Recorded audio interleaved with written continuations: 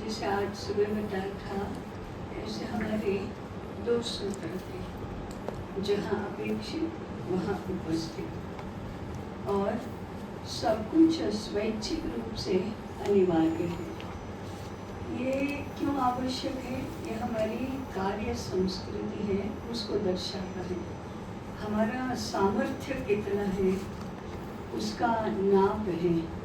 हमारा स्वयं अनुशासन कितना है उसका नाप है। पूरे विद्यापीठ की मिलकर शक्ति क्या है उसका नाप है। तो एक एक की शक्ति से विद्यापीठ नहीं चलता। एक एक की शक्ति को जोड़कर जो होता है टोटल, उससे भी विद्यापीठ नहीं चलता। हम सबकी मिलकर जो शक्ति है उससे विद्यापीठ चलता है। और ऐसी आंतरिक शक्ति के लिए ये 2 सूत्र बहुत अनिवार्य ऐसे थे, आवश्यक ऐसे थे। आपने सुना भी कि धीरे धीरे हम उसमें अच्छा यश प्राप्त करते रहे। अपेक्षित वहाँ उपस्थित को अपेक्षाकृत जरा अधिक यश मिला, अर्थात 100% तक हम नहीं पहुँचे हैं, ये बात तो है।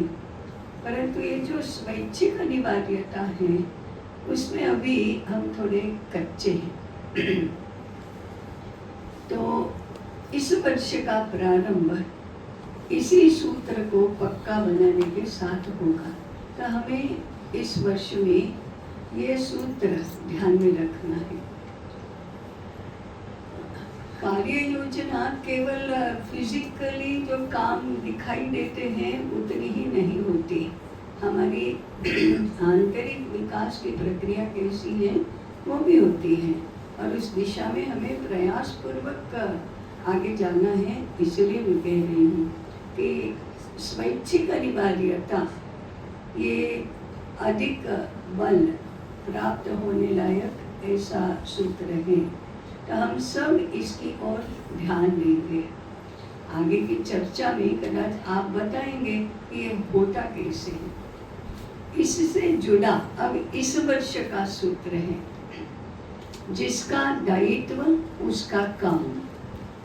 आपको पता है दायित्व किसको कहते हैं? जैसे मैं संयोजक हूँ, कोई केंद्र संचालक है, कोई विभाग प्रमुख है, कोई कार्य समिति का सदस्य है, और कोई न कोई काम हमें मिला है, वो अपना दायित्व है। परंतु उस दायित्व को अन्य लोगों को याद करवाना पड़ता है। फिर हमारा दायित्व हमसे नहीं हो पाता है, इसलिए और लोगों को करना पड़ता है। फिर जिम्मेदारी दूसरों की हो जाती है। ऐसा गत वर्ष कुछ मात्रा में हमको दिखाई देता था। मैं उसका ज़्यादा वर्णन नहीं करूँगी, परंतु इस वर्ष में हमें इसको सूत्र बनाना है, जिसका दायित्व उसका काम। ये तो हमारा मैंने आंतरिक शक्ति निर्माण करने के लिए ऐसी बात हुई। परंतु कार्य की दृष्टि से भी नीतिगत कुछ बातें हैं। प्रत्यक्ष क्या क्या होगा वो तो आगे आएगा, कार्यक्रम क्या होंगे और ये सब बाद में। परंतु पहले हमारी नीति क्या रहेगी? तो यह वर्ष अध्ययन वर्ष है। सभी कार्यकर्ता अ से लेकर विनय तक सभी कार्यकर्ताओं के लिए अध्ययन ये सर्वाधिक प्राथमिकता का विषय रहेगा। केवल आचार्य अध्ययन योजना के नहीं, सभी अध्ययन संकाय जितने भी बने हैं और जितने भी कार्यकर्ता हैं, उन सब के लिए अध्ययन को प्राथमिकता देना ये हमारी नीति रहेगी। क्यों ऐसा है? तो विद्यापीठ है तो अध्ययन को प्रमुखता तो होनी ही चाहिए, और हम विद्यापीठ के कार्यकर्ता हैं, इसलिए हमारे में भी अध्ययन की प्रमुखता होनी चाहिए। कभी कभी ऐसा होता है कि लोग कहते हैं, अरे पुस्तक नहीं पढ़ा तो कोई अध्ययन नहीं हुआ, और अध्ययन नहीं हुआ वो कोई कार्यकर्ता नहीं होता क्या? उदाहरण के लिए कोई केवल धन संग्रह करने में बहुत बहुत माहिर है और वो धन संग्रह करके देता है विद्यापीठ के लिए, लेकिन पुण्यभूमि भारत संस्कृति वाचनमाला की 2 पुस्तिकाएं पढ़ी है क्या, तो उसको लगता है ये क्या होता है, तो वो वाचनमाला है, वो वाचनमाला क्या है, हमारा प्रकाशन है, हमारे यहाँ मिलेगा, ऐसा पूछता है।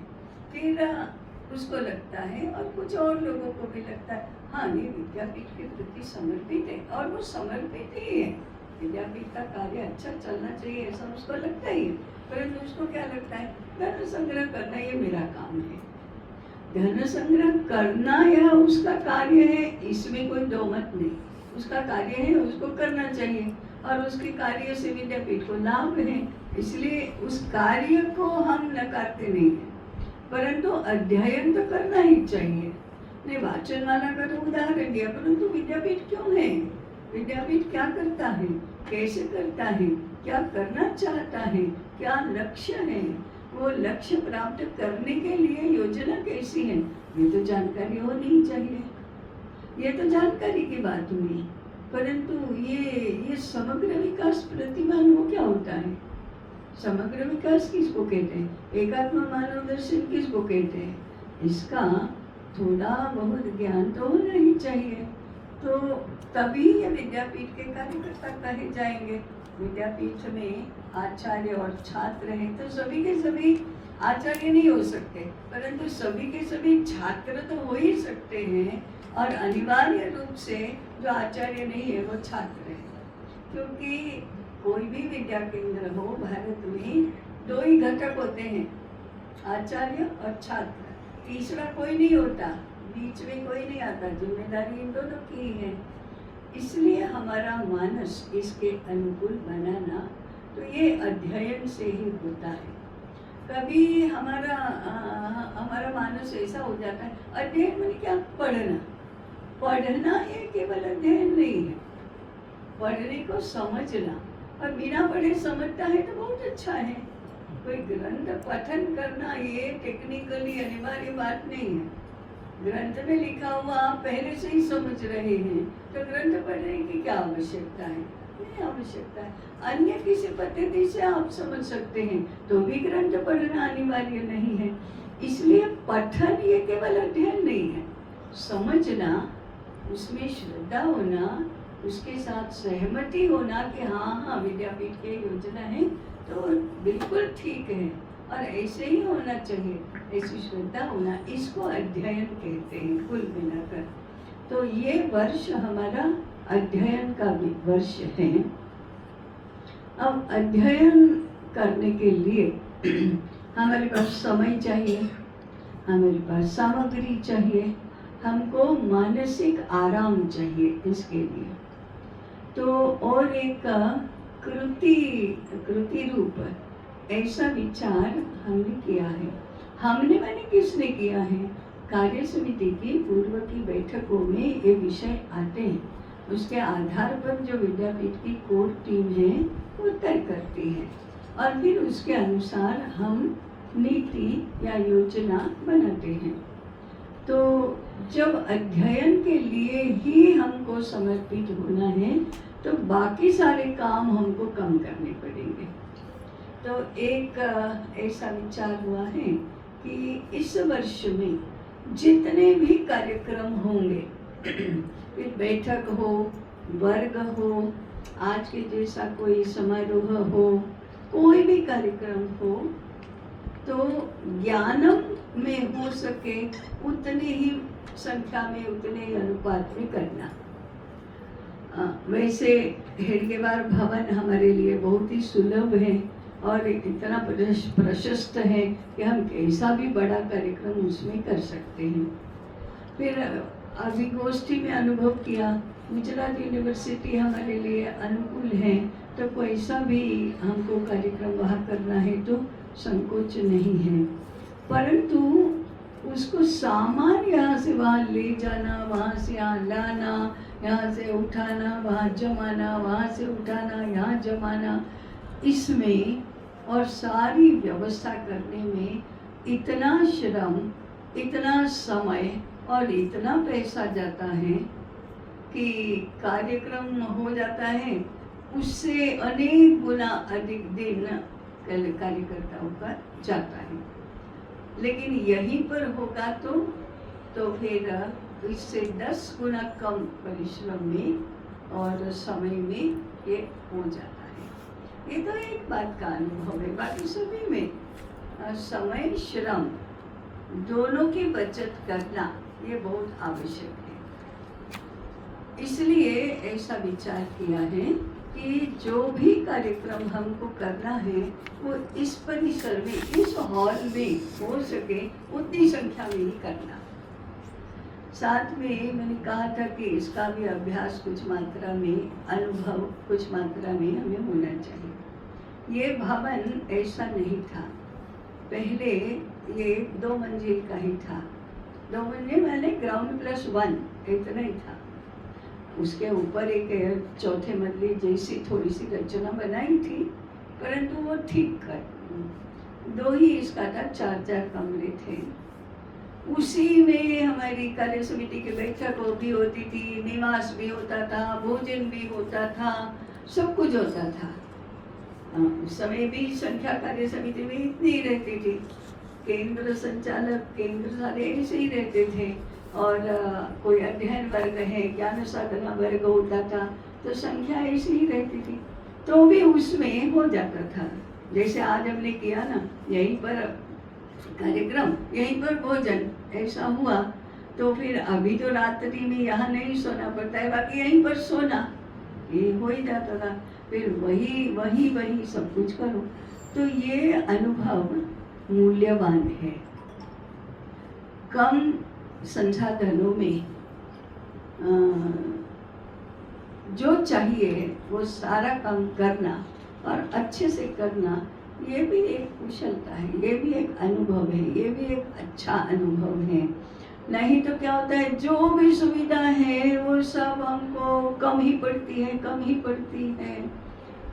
तो ऐसा नहीं है, कम इसमें हमको करना चाहिए और मजे से करना चाहिए, ऐसा अनुभव भी हमको होना चाहिए। इस दृष्टि से इस वर्ष में हम ये अनुभव करेंगे कि इस परिसर में ज्ञानों में जो हो सकता है वही करना, नहीं हो सकता है तो वो कैसे हो इसका विचार करना।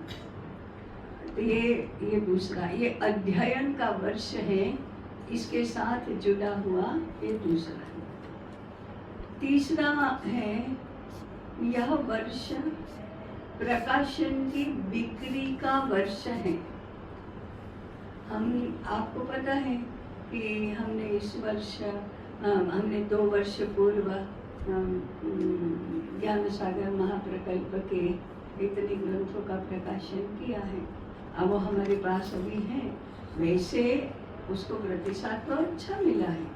और अगर कुछ भी नहीं किया तो भी आने वाले 1 वर्ष में या 2 वर्ष में सब कुछ लोग खरीद लेंगे, ऐसा तो होगा। 2 वर्ष तो कम से कम लगेंगे, परंतु फिर पुनः प्रकाशन भी होता है कुछ का ऐसे। परंतु इसलिए एक सिक्के के 2 पहलू जैसे 2 निर्णय हमने किए हैं। एक, ये प्रकाशन की बिक्री, माने जो भी हमारा प्रकाशन है वो सब बिक जाना चाहिए, खाली हो जाना चाहिए हमारा भंडार। और दूसरा, इसलिए कोई नया प्रकाशन वर्ष भर में नहीं करना। नया प्रकाशन नहीं करने का एक अपवाद तो रहेगा कि कुछ मात्रा में ऐसा होगा कि हमें लगेगा कि नहीं, इसका तो करना ही चाहिए, तो करना, परंतु योजना पूर्वक नहीं करना। योजना पूर्वक तो नया प्रकाशन नहीं करना, जो है उसको खाली कर देना। हमारे 3 भंडार गृह है, वो पूरे खाली हो जाने चाहिए। अब ये जरा कठिन काम है, करने जाओ तो सरल है, परंतु नहीं करने जाओ तो कठिन भी है। तो ये हमारे सामने चुनौती भी होगी, ये हमें प्रकाशन की बिक्री करना है और हमें करना है, हम सबको मिलकर करना है। तो इसकी योजना हम सबको मिलकर ही बनानी पड़ेगी, व्यक्तिगत अपनी अपनी भी बनानी पड़ेगी और सबके साथ मिलकर भी बनानी पड़ेगी। सबके साथ मिलकर बनाने में सुझाव होते हैं, ऐसा कर सकते हैं, ऐसा कर सकते हैं, ऐसा कर सकते हैं। और व्यक्तिगत बनाने में दायित्व लेना होगा कि हाँ मेरी 10,000 पुस्तकें हम बेचेंगे। ये बेचेंगे शब्द ही बोलना, कोई विस्तार करना, वितरित करना, समाज को इसका लाभ होना, सब जगह हमारा विचार पहुंचना चाहिए, ये बातें छोड़ दो। बिक्री बिक्री ही होती है और इसके लिए बिक्री के जो तरीके होते हैं वही होते हैं। हाँ, उसमें हम प्रदूषण वाले नहीं करेंगे, ये तो है। बिक्री में भी सांस्कृतिक और असांस्कृतिक ऐसे दोनों तरीके होते हैं, तो हम सांस्कृतिक तरीके से ही जाएंगे, परंतु बिक्री को हमारा महत्वपूर्ण हिस्सा मानेंगे। और प्रकाशन इसलिए नहीं करना, इसको भी हम फॉलो करेंगे। ये हो सकता है कि कभी एक साथ 500 प्रतियां चाहिए ऐसा कोई कहता है, तो हम उसको छाप करके तुरंत दे देंगे, यहाँ नहीं रखेंगे उसे, इसके लिए तो प्रकाशन करेंगे। परंतु हमने 1000 प्रतियां छाप कर यहाँ रखी है संग्रह में और जैसे जिसको ले जाना है ले जाएंगे, ऐसा नहीं करेंगे। ये दूसरी बात है। तीसरा है, यह ग्रंथ संशोधन का विषय वर्ष रहेगा। ग्रंथ संशोधन किसको कहते हैं? सामान्य रूप में हमारा प्रकाशित साहित्य होता है तो उसमें त्रुटियां रहती हैं। फिर दूसरी बार पुनर्मुद्रण उसका करना होता है, तब एक रीत है, एक रिवाज है, एक औपचारिकता है। उस नाते से भी पूर्व में प्रकाशित हुआ, मुद्रित हुआ पुस्तक ग्रंथ देखना चाहिए, सुधार करना चाहिए। नई आवृत्ति भी हो सकती है, तो कुछ जोड़ना है तो जोड़ना चाहिए, कुछ घटाना चाहिए, ऐसा करना ही होता है। परंतु हमारे जो ग्रंथ हैं उसमें जरा त्रुटियां कुछ अधिक मात्रा में हैं, इसलिए हमें उनको संशोधित करना है। हम लोगों के पूर्व की चर्चा में तो आया है कि उसमें त्रुटियां हैं, उसमें उर्दू शब्द हैं, उसमें अंग्रेजी शब्द भी कभी आए होंगे, ऐसे हैं, तो हमें उसको हिंदी भी शुद्ध करना है और मुद्रण दोष है वो भी शुद्ध करना है, व्याकरण की अशुद्धियां हैं वो भी दूर करना है, शुद्ध होना चाहिए। सूत्र ये है कि हमारे द्वारा प्रकाशित साहित्य में एक भी अंश, एक भी प्रतिशत में त्रुटि नहीं होनी चाहिए, वह निर्दोष होना ही चाहिए। तो ये हमारे सामने चुनौती है कि हम इनको शुद्ध करेंगे। मैं आपके सबके सामने क्यों रख रही हूँ? ये हमारी सबकी मिलकर जिम्मेदारी है, इसलिए तो हमें इसका मन में ये भी रहना चाहिए, खंत भी रहनी चाहिए, अरे त्रुटि है, अरे त्रुटि है, नहीं चलता। बोलते तो हैं हम, अरे बहुत त्रुटियां हैं, हाँ बोलते हैं, लेकिन किसके प्रति हम बोल रहे हैं? हमारा नहीं, वो तो त्रुटियां जिसने किया उसकी हो रही है, ऐसे नहीं। हमें जिम्मेदारी पूर्वक हमारे द्वारा प्रकाशित ग्रंथों की मुद्रण दोष की त्रुटियां दूर करनी है, भाषागत त्रुटियां दूर करनी है और वे शुद्ध और उत्तम ही होने चाहिए। ये प्रयास हम सबको मिलकर इस बार करना है। जो प्रूफ रीडिंग करता है वो करे, प्रूफ रीडिंग नहीं कर सकता है वह सीखे। और हमारे जो विभिन्न प्रकार के अभ्यास वर्ग रहते हैं उसमें प्रूफ रीडिंग का अभ्यास वर्ग सभी के लिए अनिवार्य रूप से रहेगा। हमको प्रूफ रीडिंग सीखना है और करना है और ऐसे हमारे जैसे और लोगों को ढूंढना है और उनसे भी करवाना है।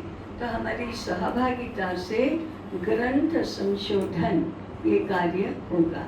वैसे गत वर्ष भी पूरे वर्ष में ये कार्य प्रमुख रूप से हो ही रहा था, परंतु अभी भी बाकी है, इसलिए इस वर्ष में यह कार्य होगा। ये हमारी प्रमुखता के विषय रहेंगे।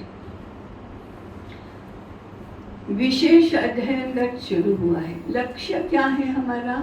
विद्यापीठ को आचार्य चाहिए, शिक्षा क्षेत्र को आचार्य चाहिए। हम लोगों में से जिस जिस की हिम्मत है उसने आचार्य बनने के लिए अपना अध्ययन करना चाहिए। हो जितना होता है उतना स्वांतः सुखाय। हाँ, ये तो बहुत कठिन है, अरे हम कहाँ आचार्य बनने वाले हैं।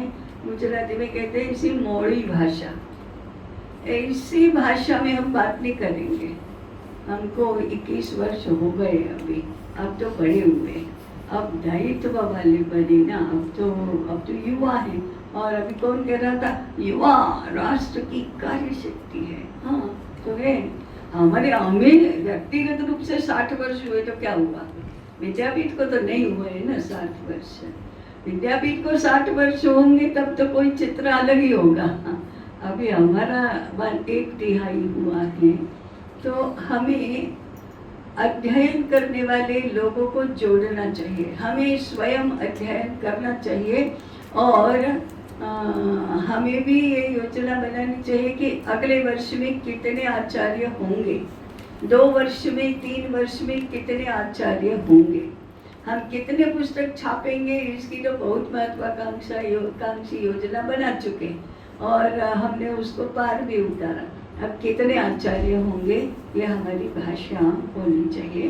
तो हमारा ये चलते रहना चाहिए कि क्या होगा, कैसे होगा, कौन मिल सकता है, हम हो सकते हैं कि नहीं। ये तो आचार्य का आज आपने सुना नहीं, और आचार्य का हम देखते भी हैं, सुनते भी हैं। तो हमें आचार्य चाहिए, शिक्षक चाहिए। इस प्रकार से हमें इस वर्ष की कार्य योजना के बारे में विचार करना है, मैंने ऐसे पेश आना है।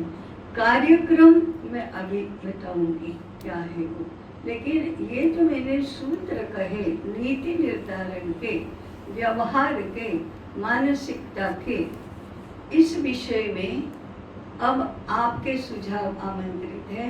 आपको कुछ पूछना है तो भी, बताना है तो भी, ये कुछ समय उसके लिए बाद में प्रत्यक्ष कार्यक्रम की बात करेंगे।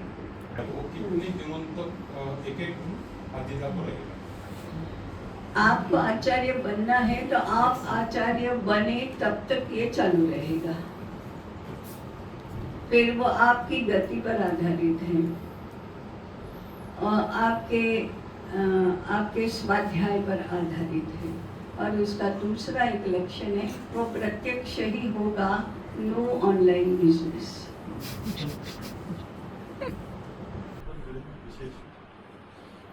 अभी उसमें विपुल भाई है, नियति ताई है, समीर भाई है, अमिता जी हैं, और जिसको गुजराती में दूध पीता बोलते हैं ना, क्या बोलते हैं उसको, लुटू पुटू मराठी में बोलते हैं, ऐसा आधा प्रियांशु है।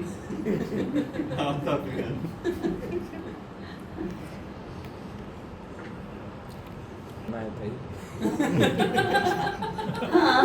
करना है ना, बाकी 4 महारथी है ना उनके साथ, इसलिए यही बांध के रखना है। बाद में स्वैच्छिक रूप से अनिवार्य हो जाएगा, अभी अनिवार्य करेंगे, बाद में स्वैच्छिकता आ जाएगी।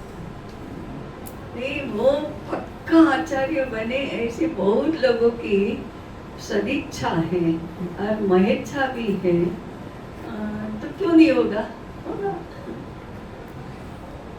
स्वयं अध्ययन से और आपसे चर्चा समय समय पर करके कोई आचार्य बने तो हाँ बन सकते हैं ना। मैंने स्वाध्याय भी कहा, स्वाध्याय भी कहा।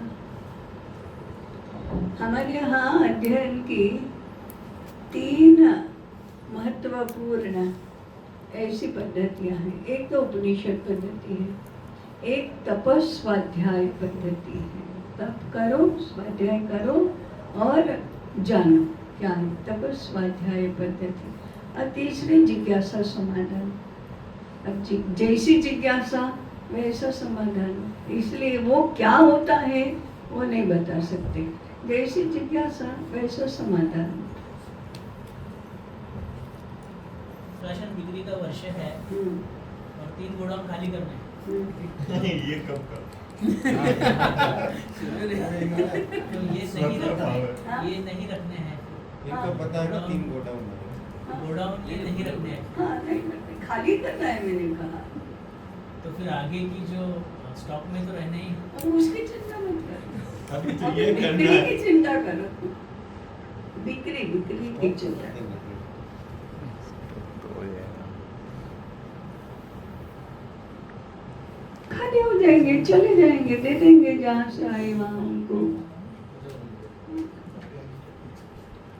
ताई, एक सवाल था। हाँ। विनोद, आचार्य कैसे बन जाएंगे मतलब? पढ़ाई करने से आचार्य बनते ऐसा तो नहीं। अध्ययन करने हाँ, से अध्ययन करने। हाँ, बनेंगे ना, क्यों अध्ययन करने से ही तो बने। हाँ कई मतलब कि एक साल उनको जोड़ो। वो अध्ययन करने वाले पर निर्भर करता है। भाई इस वर्ष का एक और भी वर्ष है, हाँ? श्रीनिधि भिक्षा वर्ष भी है। कौन सा? इस वर्ष का एक छूट गया, श्रीनिधि भिक्षा वर्ष भी हो है। हाँ, भिक्षा, वो भिक्षा वर्ष तो हमारा निरंतर बना, मैं बताती हूँ। विशेष विशेष आपने कहा हाँ हाँ विशेष विशेष भी, हाँ हाँ ये बताना है। आपने विनोद जी आपने कहा ना कि कितने वर्ष और क्या, और मैंने कहा कि वो तो अध्येता पर निर्भर करता है कि स्वामी विवेकानंद पढ़ते थे। आपको तो किस्सा याद है, ग्रंथालय में जाते थे, एक बड़ी पुस्तक ले आते थे, दूसरे दिन वापस करते थे, और ऐसा 1 सप्ताह तक हुआ तो लाइब्रेरियन को लगा कि ये तो कोई ऐसा दिखाऊ है, दिखावा करता है, रौब मारने के लिए, झाड़ने के लिए कर रहा है। तो खुदा के तुम पढ़ते हो क्या, खाली खाली क्यों ले जाते हो? तो उन्होंने कहा कि हाँ पढ़ता हूँ। तो उसका प्रमाण भी दिया, खोलो कोई भी पृष्ठ खोलो और पूछो। तो उसने परीक्षा भी कर ली, तो उनको पता था क्या हुआ, वो कैसा पढ़ते थे पता है। हम लोग पर छोटे बच्चे जब सीखते हैं तो पढ़ना सीखते हैं तो कैसे क म ल ऐसे पढ़ते हैं, फिर थोड़ा और आता है क म ल ऐसा पढ़ते हैं, फिर कमल ऐसा पढ़ते हैं, फिर कमल लाल होता है ऐसा पढ़ते हैं, फिर पूरा वाक्य एक साथ पढ़ते हैं। फिर कोई और प्रतिभाशाली होता है तो एक पैराग्राफ एक साथ पढ़ते, दृष्टि डाली पैराग्राफ पढ़ लिया। स्वामी विवेकानंद दृष्टि डाली पूरा पृष्ठ पढ़ लिया, देखा पलटा, देखा देखा पलटा, देखा देखा पलटा, ऐसे 500 पृष्ठ पलटने में कितना समय लगेगा? उतने समय में 500 पृष्ठ पढ़ लेते थे। ऐसा यदि है तो कितने समय में आचार्य बन जाएंगे? ताई कोई फसल से जैसे अभी जो समझ जो है अभी तो कोई समझ है, छोड़नी पड़ेगी। कोई एक सिलेबस रहेगा, आप इतना पढ़ लेंगे, ये इतने ग्रंथ है ये पढ़ने के बाद, या ये पर्टिकुलर टाइप ऐसा कुछ है या है? हाँ है। शुरुआत वहीं से आप पूछ रहे हैं विनोद जी कि सिलेबस है क्या? नचिकेता में कौन है? अच्छा नचिकेता में है क्या वे ग्रंथ? नचिकेता में कौन विनोद जी है? अच्छा आगे चलो आगे चलो। ये बड़ा हुआ है। के अध्यक्षताओं को जरा पूछो। 20-21 वर्ष में चौथा विशेष भिक्षा निधि का भी है। भिक्षा श्रीनिधि भिक्षा योजना तो हर वर्ष कार्तिक मास में होती है, परंतु इस वर्ष भवन के लिए विशेष भिक्षा निधि है, जिसमें हमको 1.5 करोड़ रुपया कम से कम चाहिए है। वो आएगा तो भवन बड़ा बनेगा, तो फिर हमको कार्यक्रम करना है तो खाली 30-40 लोगों का नहीं, गोष्ठी करनी है तो खाली 25 लोगों की नहीं, 100 लोगों के भी हम कर सके ऐसा होगा। इसलिए ये भी एक वर्ष है भिक्षा निधि का।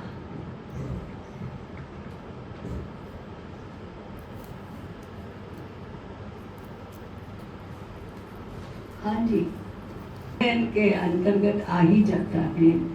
तो स्वयं ने शत्रुबोध और मित्रबोध और स्वयं बोध की बात की थी। कौन अपने मित्र हैं, कौन अपने शत्रु हैं, कौन हम कौन हैं, ये तो अध्ययन का अंग होगा ही होगा।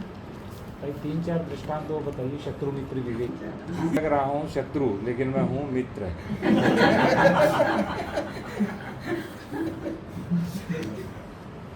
कोई बात नहीं, आज आज इस प्लास्टिक का प्रयोग कर ले, आज आज सिले सिलाए कपड़े क्रैक कर ले, लगते हैं मित्र, होते हैं सांस्कृतिक और पूरे भारत के शत्रु। कोई बात नहीं, रात को 10 बजे भी भोजन कर ले, क्या समस्या है। लगते हैं मित्र, होते हैं शत्रु। कोई बात नहीं बेटा, एक बार ही तो जोर से बोला है, क्यों डांटना, क्यों मारना। लगते हैं मित्र, होते हैं शत्रु। भाई 5 उदाहरण आप भी बताओ। बहुत अच्छा है। आपने हमें, यही सारा देश के संदर्भ में ही होता है। मुफ्त देने वाले लगते हैं मित्र, होते हैं शत्रु।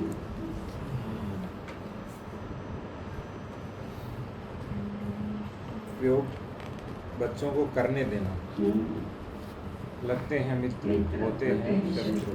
ऐसे हमको शत्रु मित्र बोध की पूर्ण ऐसी 101 का उदाहरण लिखो, 1001 उदाहरण लिखो, तो पक्का हो जाएगा कि ये क्या रहा है और हम क्या सोचते हैं, क्या देख रहे हैं और क्या कर रहे हैं। और थोड़ा विचार करने पर ऐसे उदाहरण हमको मिल जाएंगे।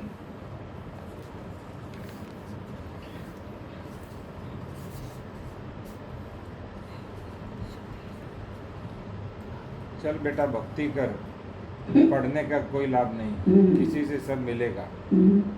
लगते हैं मित्र,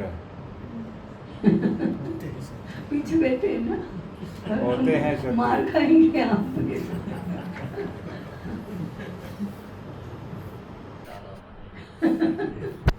जब अध्ययन की दृष्टि विस्तृत हो जाएगी तो उसका उसका ऐसा ही होता है ना फिर।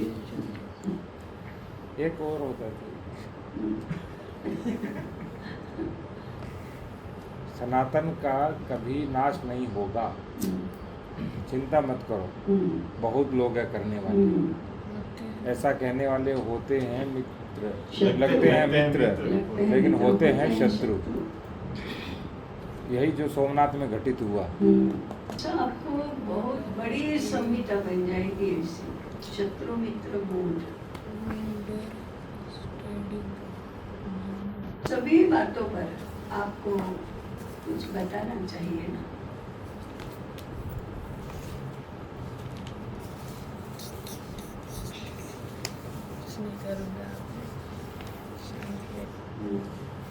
लगता है मित्र, होता है शत्रु, घोर शत्रु।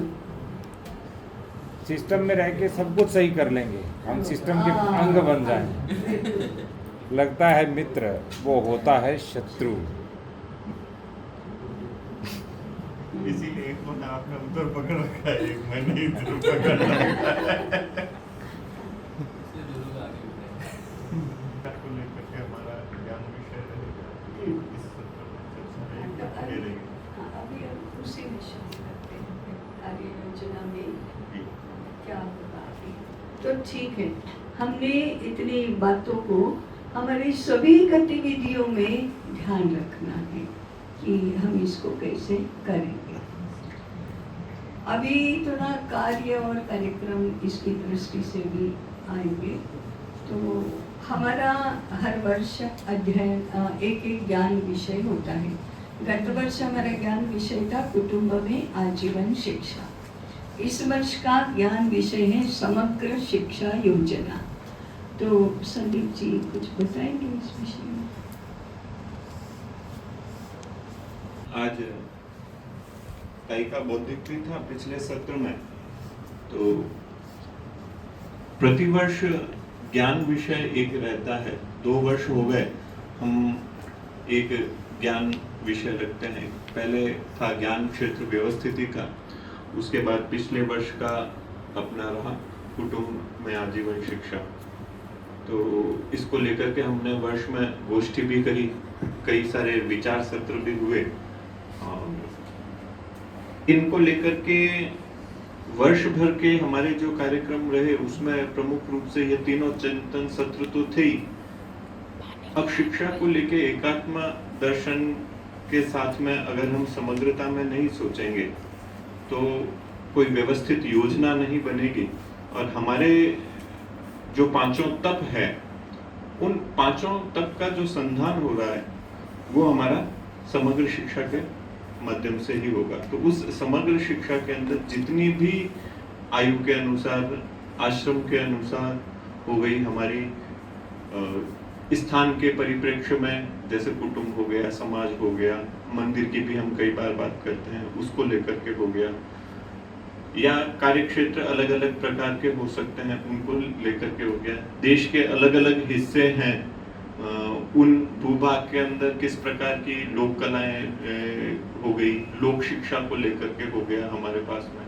तो ऐसे सभी विषय किस प्रकार से हम व्यवस्थित योजना बना करके करें, तो इसको लेकर के पूरे वर्ष पर हम चिंतन करेंगे, कुछ योजना बनाएंगे और उसका कुछ प्रकटीकरण कैसे हो सकता है आने वाले समय में, इसका चिंतन और काम करेंगे। ऐसा करके यह इस वर्ष का ज्ञान विषय रहेगा। तो अध्ययन भी हम लोगों के अलग अलग सत्रों में जो चल रहे हैं उसके मूल में जाकर के यह समग्र शिक्षा के साथ में हमारा आलंबित कैसे है, यह भी हमारे को जानना मिलेगा।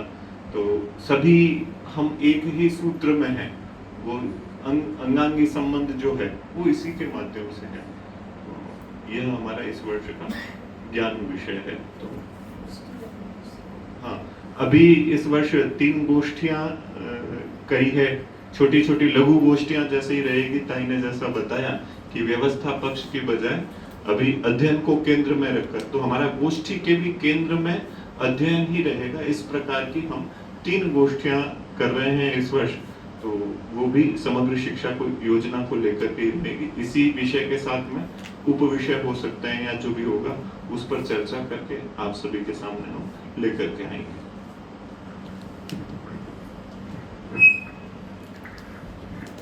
गोष्ठियों को लेकर 2-3 बातें ध्यान में रखना। हम संख्या पर इस बार नहीं जाएंगे, फिर भी कुछ मात्रा में तो संख्या चाहिए, परंतु अभी हर वर्ष करते हैं ऐसे नहीं। तो 20 या अधिकतम 25 लोगों की एक गोष्ठी करना। 3 गोष्ठियाँ तय तो हुई है, तो अभी बताएंगे विपुल भाई, या दैनंदिनी में वो दी हुई हैं, दिनांक भी दिए हुए हैं कि गोष्ठियाँ कब होंगी। अभी ये सारी गोष्ठियाँ ज्ञानम में ही होनी है, तीनों गोष्ठियाँ।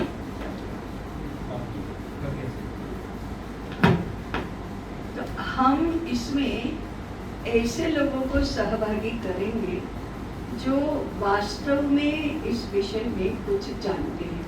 इस दृष्टि से हमारा सबका प्रयास रहना चाहिए कि हम अपने आसपास, हमारे जहाँ पहुँच है वहाँ से ऐसे लोगों को आइडेंटिफाई करें। दूसरा, ऐसे लोग हमारी गोष्ठी में सार्थकता पूर्वक आने चाहिए। पूर्व तैयारी भी उनकी अच्छी हो, बाद में भी साथ में जुड़े रहें, ऐसे लगे। ऐसे हमको एक विद्वजन मिलते हैं तो भी उपयोगी रहेंगे, तो भी सार्थक है, ऐसा प्रयास तो हमारा रहेगा। कुछ ऐसे विद्वजन होते हैं अच्छा अध्ययन करने वाले कि जो सिस्टम के बाहर रहकर, जो कभी सिस्टम का भाग तो थे परंतु अभी सिस्टम से बाहर आकर अपनी पद्धति से, अपनी कल्पना से, अपनी बुद्धि से, अपनी शक्ति वृत्ति से ऐसे काम कर रहे हैं। उन लोगों को हमने इसमें साथ में जोड़ना चाहिए। अभी संभल में कार्य समिति की बैठक थी, उस समय एक छोटी सी गोष्ठी हुई थी।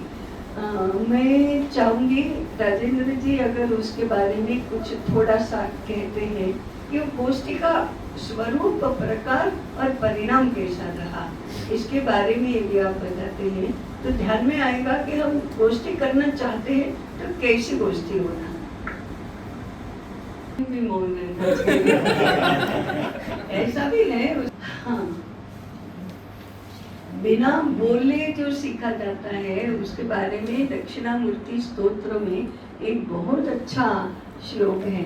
चित्रम वटतरोर्मूले वृद्धा शिष्यः गुरुर्युवा गुरोस्तु मौनम व्याख्यानम शिष्यास्तु छिन्न संशया, है ना।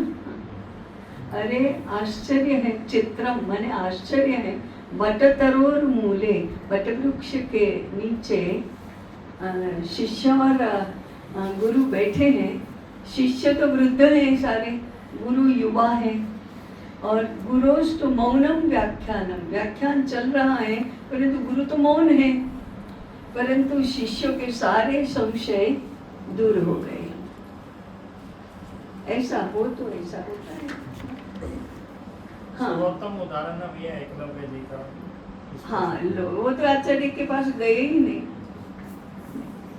हाँ, और तो इसके बारे में, तो गोष्ठी के बारे में हम कह रहे थे कि छोटी गोष्ठी करना, तो ऐसे विद्वानों को हमें आइडेंटिफाई करना है जो सिस्टम में नहीं है और स्व प्रयत्न से अकेले कर रहे हैं, परंतु बहुत प्रभावी पद्धति से कर रहे हैं, बहुत कन्विक्शन के साथ कर रहे हैं। ऐसे लोगों को हमें साथ में लाना चाहिए। इन गोष्ठियों के माध्यम से हम ऐसा करेंगे। दूसरा, ज्ञानम में तो 3 गोष्ठियां होंगी, परंतु अन्य केंद्रों में ऐसी गोष्ठियां हो सकती है। वो भी इसी तत्व को ध्यान में रखकर, ताम झाम नहीं, बहुत ज़्यादा परिश्रम नहीं, बहुत ज़्यादा व्यवस्था में समय न जाए और हम कर सके, इस प्रकार से करना। ये तो गोष्ठियों का हुआ।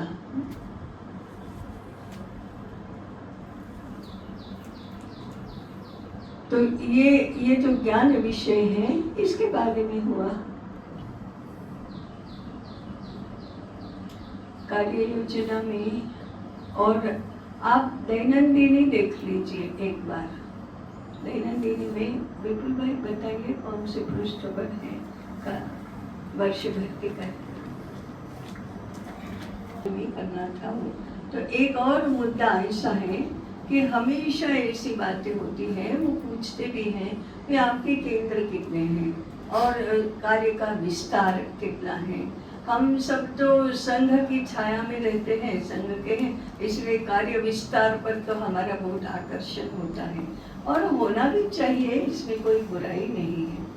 परंतु विद्यापीठ के नाते हम अध्ययन में ही इतने गहरे उतरना चाहते हैं और वो इसको इतना प्रभावी बनाना चाहते हैं कि केंद्रों के रूप में बहुत अधिक विस्तार होना ये हमारे लिए संभव नहीं है। जो भी लोग अध्ययन में जुड़ते हैं उनका एक स्वभाव भी ऐसा ही हो जाता है कि प्रवास, संपर्क, ये सब कम हो जाता है।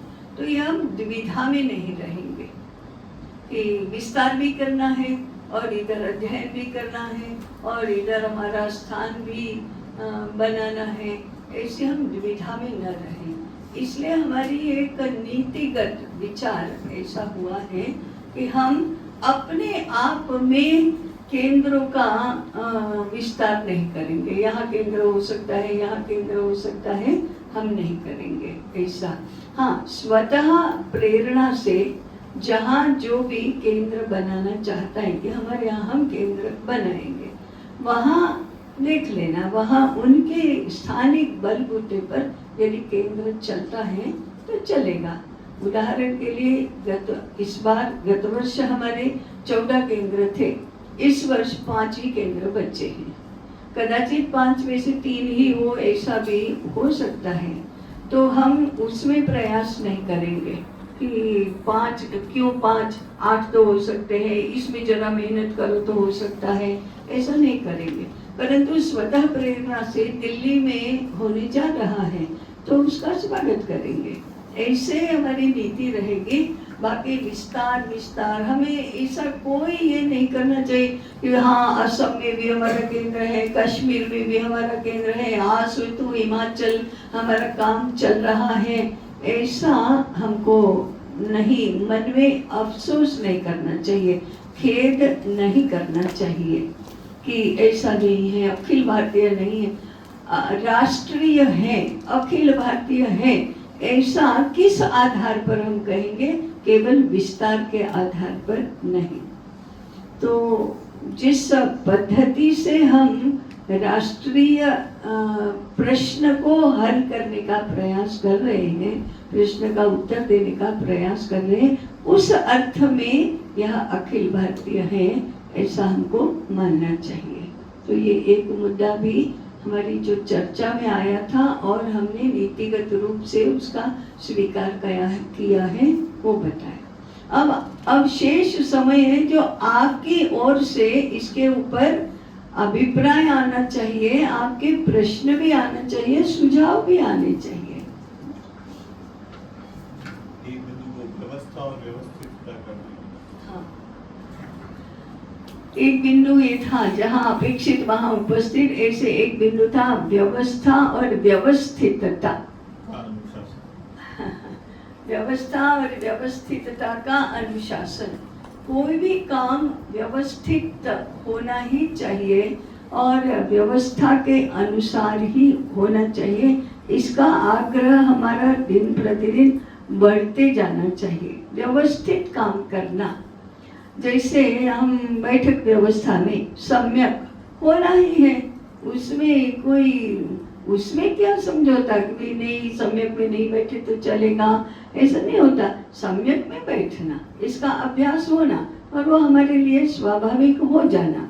इस प्रकार से हमारा उदाहरण के लिए हमारी बैठकें चलती हैं। अब बैठक का संचालन जिसको करना है या बैठक का दायित्व जिसके ऊपर है, उसने यथा ठीक समय से पूर्व उस बैठक की सूचना देने वाला पत्र या जितनी भी आवश्यक है उतनी जानकारी के साथ भेजना ही चाहिए। ये व्यवस्थितता का शुरुआत है, भेजना ही चाहिए।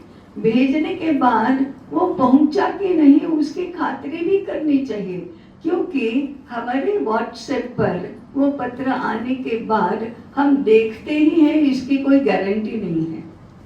पढ़ते हैं उसकी तो उसके बाद उससे कम, और पढ़ने के बाद पूरा पढ़ते हैं उसका उससे भी कम गारंटी है, कोई गारंटी ही नहीं है। इसलिए बैठक का आयोजन करने वाले की जिम्मेदारी बढ़ जाती है।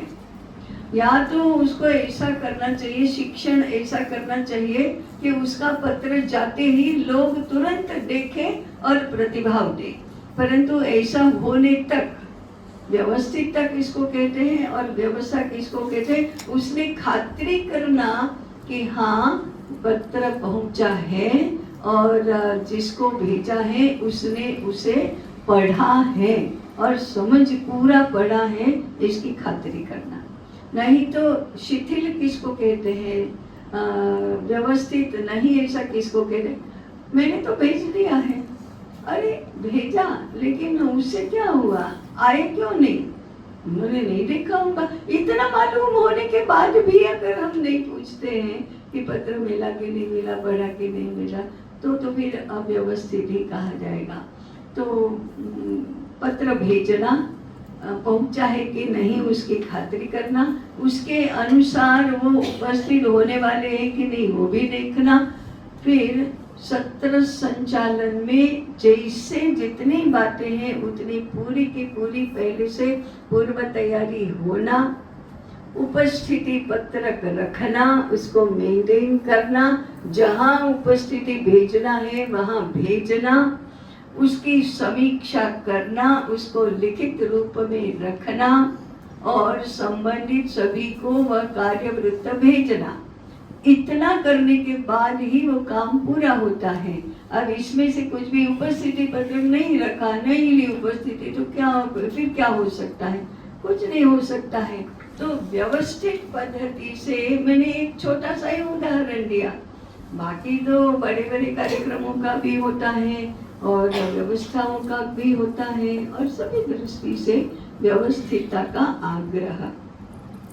ये अपना मानसिक बौद्धिक सामर्थ्य बढ़ाने की दृष्टि से उपयोगी है, दूसरों के लिए नहीं। हमारी अपनी जो हम कहते हैं ना, वो कह रहे थे ना कि जल्दी हो जाए ऐसा कोई तरीका है? हाँ, इससे जल्दी होगा, गारंटी।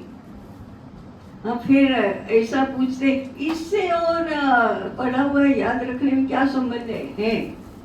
ये भी संबंध है। हाँ।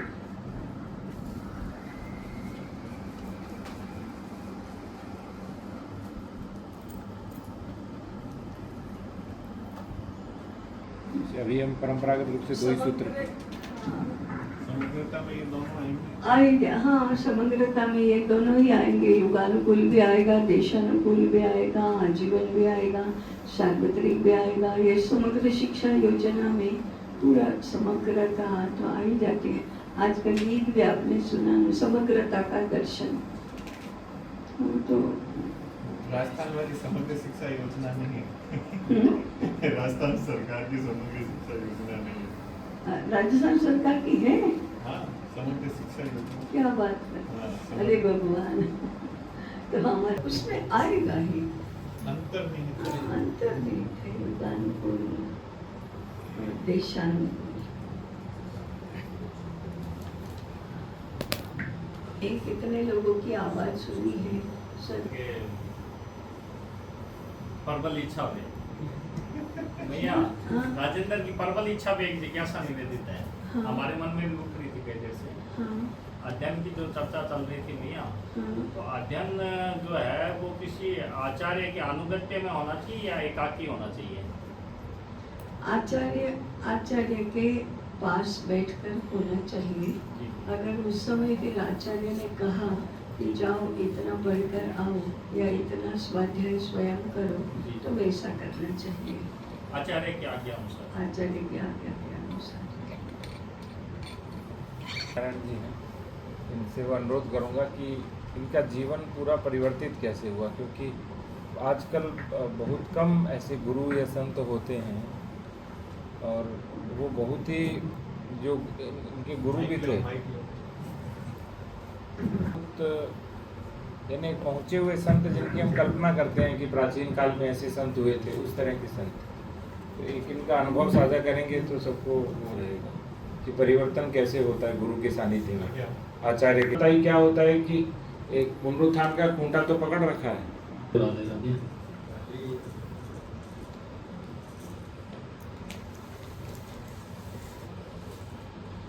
भैया एक भागवत जी में प्रसंग आता है, वंदे महापुरुष ते चरणारविंदम।